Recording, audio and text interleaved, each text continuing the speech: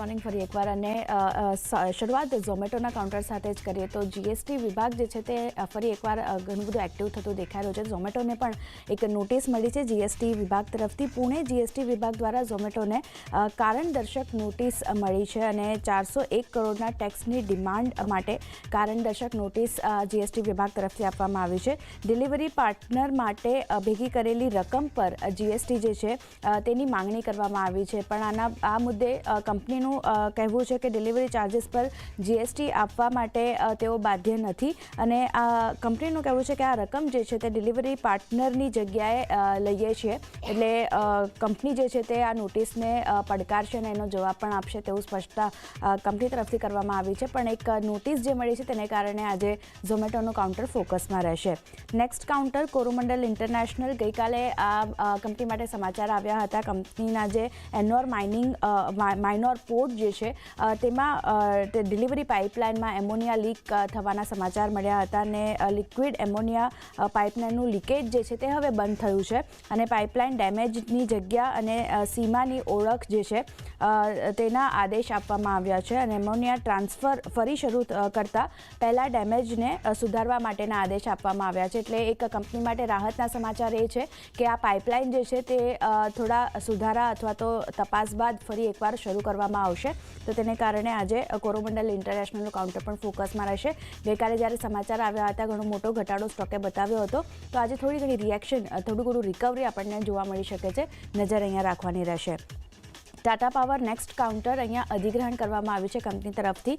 Bikaner નિમરામ transmission લિમિટેડનું અધિગ્રહણ કર્યું છે. બંને કંપનીઓનું અધિગ્રહણ જે છે 18.6 કરોડમાં કરવામાં આવ્યું છે કંપની તરફથી અને 163 કરોડના ટર્નઓવરની ટ્રાન્સમિશન સર્વિસ જે છે તે હવે ટાટા પાવર જે છે તે આપણને આપતી દેખાશે અને પાવર મિનિસ્ટ્રી પાસેથી અધિગ્રહણ માટે મંજૂરી પણ મળી ગઈ છે, તો એક ફોકસમાં ટાટા પાવરનો કાઉન્ટર પણ અધિગ્રહણના સમાચાર છે. પોઝિટિવ રિએક્શન સ્ટોક આજે બતાવી શકે છે.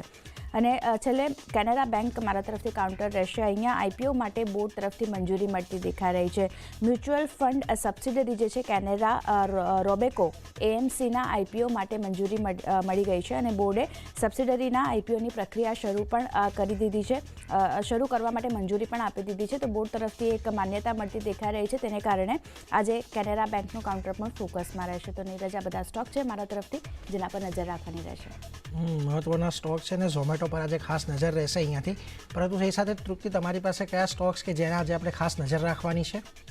મેરે શરૂઆતનું પેટ્રોલિંગ એલએનજીથી કરીએ છીએ, તો કંપની માટે કરારના સમાચાર આવ્યા છે કે કંપનીએ ગોપાલપુર પોર્ટ સાથે તેમને કરાર કર્યા છે અને આ જે કરાર જે છે તેમાં તેઓ ઓડિશામાં એલએનજી ટર્મિનલ જે તે તૈયાર કરવા માટે તેમને આ કરાર કર્યો છે અને આની જે પ્રોસેસ થશે એના બાદ કંપનીને એના બિઝનેસમાં એક સારું એવું બેનિફિટ થતું આપણને જોવા મળી શકે છે. ને ગઈકાલે આપણે જોયું હતું કે બહુ તેજી સાથે આ જે શેર છે આપણને બંધ થતા જોવા મળ્યો હતો અને આજે પણ પોઝિટિવ રિએક્શન આપણને જોવા મળી શકે છે.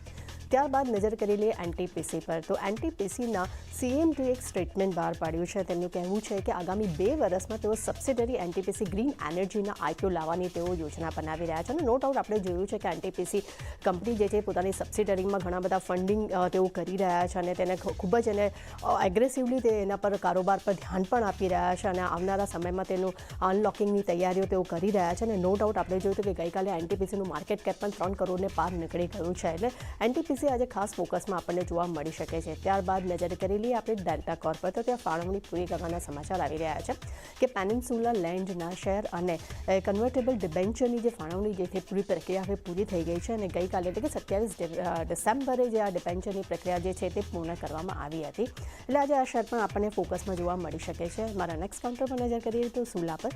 તો લાંબી રજાઓ જે ચાલી રહી છે તેને કારણે કરીને કંપનીને ખૂબ જ ફાયદો થયો છે કે એક દિવસમાં કંપનીની આવક જે છે તે રેકોર્ડ હાઈ પર આપણને જોવા મળે છે અને કે 24 અને 25 ડિસેમ્બરે આ રેકોર્ડ તૂટતા જોવા મળ્યા છે અને 23 થી 25 ડિસેમ્બરની રજામાં લગભગ 2.28 કરોડની આવક સુલામાં આપણને જોવા મળી છે. એટલે નો ડાઉટ આજે સુલા કાઉન્ટર પણ આપણને આજે સારું એવું બાઇંગમાં જોવા મળી શકે છે. તેથી આ બધા જ કાઉન્ટર છે જેના પર આજે આપણે ખાસ ફોકસ રાખવાનું રહેશે.